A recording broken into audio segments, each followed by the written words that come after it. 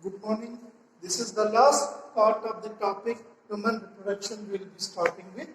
So in this we will discuss with the pacturation and lactation. So in the pacturation process, pacturation means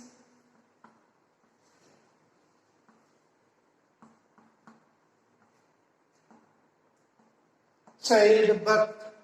Childbirth is called pacturation. So, in order the pacturation to take place, generally, we know that already we have discussed in the previous chapter, hypothalamus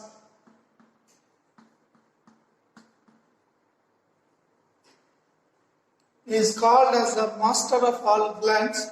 So, this hypothalamus is controlling the pituitary gland. This hypothalamus will control the pituitary gland. Now, pituitary gland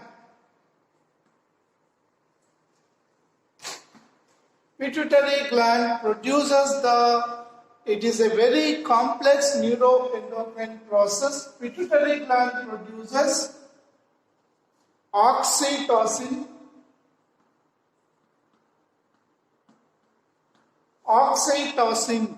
This oxytocin will act on the mother uterine system.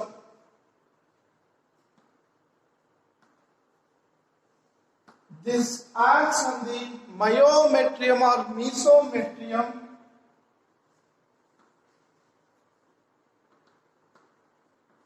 mesometrium to start the contractions.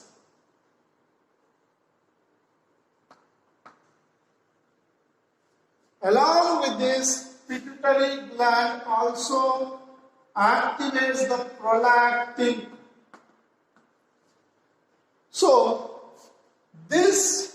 when the contraction starts, the contractions and relaxations of the myometrium or mesometrium leads to the expelling of baby.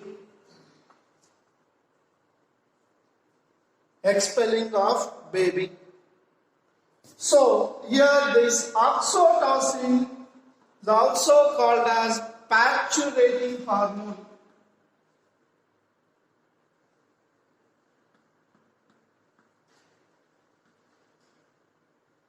When the contraction starts, this pacturation hormone oxytocin again acts on the mesometrium to increase the contractions.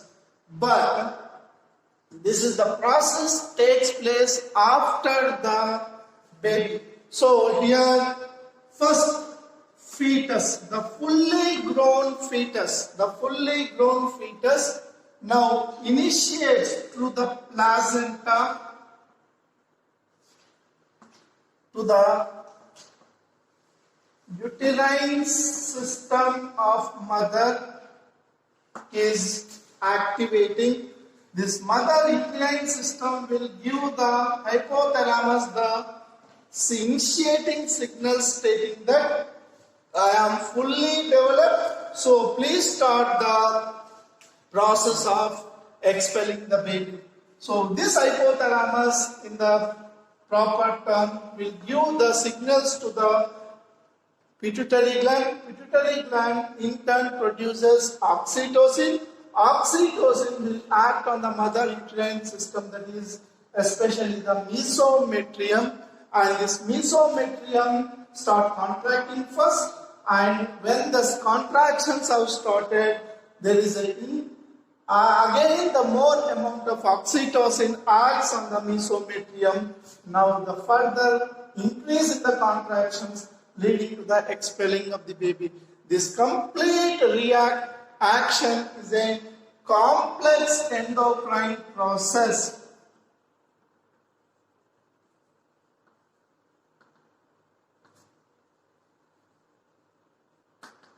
And the reflex which is originated by the fetus is called fetal ejection reflex.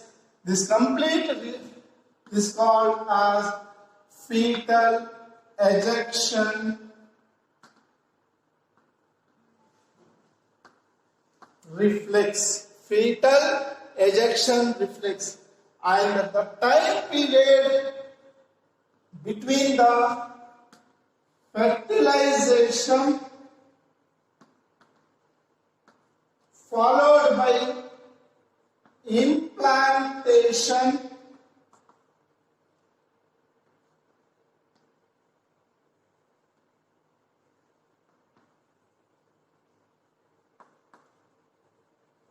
embryo development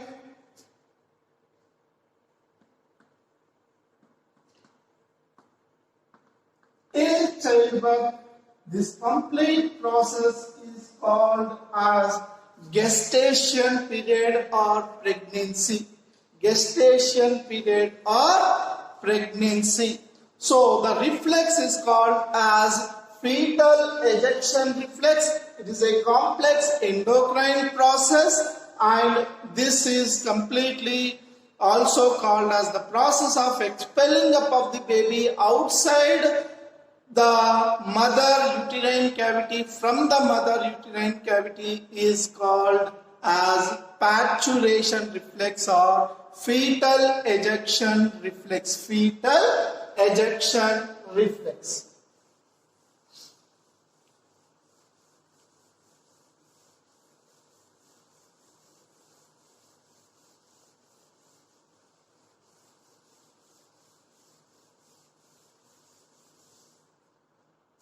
The other term used for parturition is also called as the pains which are coming during the parturition reflex is called as labor pain. Labor pain. So in the parturition reflex, labor pains which will lead to the expelling of baby. So just before the expelling up of the baby, that is 9 months to 9 months 10 days, when the baby is going to be expelling out, the mother pituitary system will produce the hormone called as prolactin. This prolactin acts on the mammary glands. The prolactin will act on the mammary glands, and the mammary glands will start producing the milk. So the first milk obtained from the mother is called as colostrum. So this colostrum is a yellow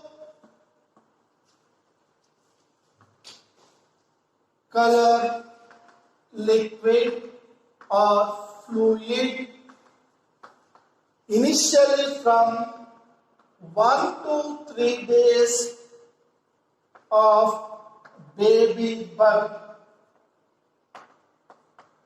1 to 3 days of baby birth. This 1 to 3 days, this is called as colostrum, and it is generally, this is rich in immunoglobulin A, immunoglobulin antibodies, which is essential for the baby to survive in the external conditions and to bring up the baby in the future days. To sustain the external environmental conditions, this IgA is very useful, and this is very important. One more bit, and as well as concerned to the examination point of view also, we can see many times this question repeating.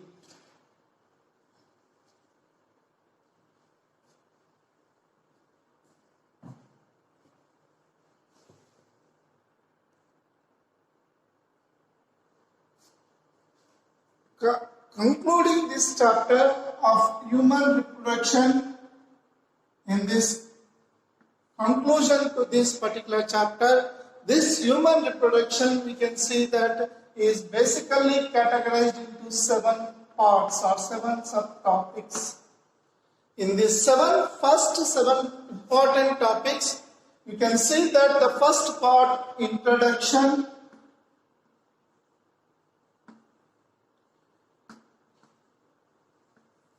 In this introduction topic, we come across how the human beings are, whether they are unisexual or bisexual. So you know that human beings are unisexual organisms, that is, they are separated and by having the different reproductive organs, that is, male reproductive organs, they are considered as male, and if they are consisting of female reproductive organs, they are called as female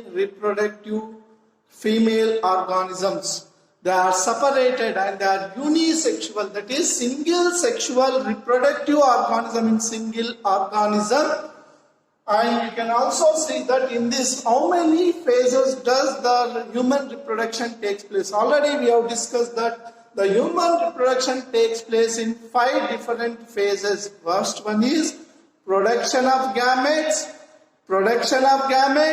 followed by transfer of gametes, followed by the fertilization, that is union of gametes or fission of gametes, followed by the implantation, that is growing of the embryo inside the mother uterine system, followed by the patuation or the childbirth.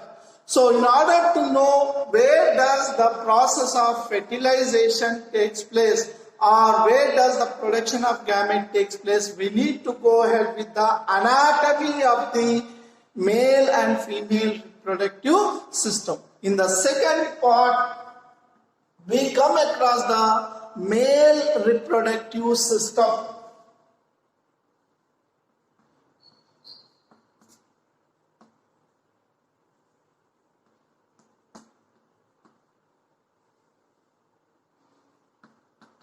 In the male reproductive anatomy, in the male organisms, the male reproductive organs are located. 70% of the male reproductive organs are outside the pelvic cavity and 30% inside the pelvic cavity. So the outside male reproductive organs present are scrotum, which is consisting of the male essential part called as testes, which are connected with the ducts into the body and entering out of the body through the penis with the different ducts. So these are called the ducts supporting the testes are called as accessory ducts. This accessory duct supports the movement of the reproductive gametes produced in the testes into the female reproductive system through a elongated structure present in the pelvic region called as penis. And through these penis, apart from this, to support the reproductive gametes, that is the sperm cells, it will be having the components, it will be supported with certain hormones or the enzymes responsible for their survival. So they will be outside the gametes. They will be supporting those are called as reproductive glands, which are supporting the male reproductive system. In this, we'll see the testes. Testes are present outside the male, outside the abdominal cavity, and these are essential. They are present outside to maintain, to take the process of spermatogenesis, and generally the body temperature of the scrotum is approximately less or minus than the body temperature, that is approximately 2 to 2.5 degrees less than the body temperature. As a result of this, spermatogenesis is favorable, and the spermatogenesis takes place inside the tubules, highly coiled tubules, which are 250 to 300 compartments, which internally consist of seminiferous tubules, that is 1 to 3 seminiferous tubules in each compartment, where the first line of cells called as spermatogonial cells, which are also called as sperm mother cells, which initiate the process of spermatogenesis. and the releasing of sperms from the seminiferous tubule and taking the secretions of the leading cells or interstitial cells is called as spermiation. Means the maturity of these immature spermatozoa into active sperms is called as spermiation. These two are the very important 1 mark questions. And apart from this, we can also see that the accessory ducts, the epididymis, reta testis, vasa efferentia, vasa differentia, spermatical ducts, including the ejaculatory duct connected to the urethra, these are called as accessory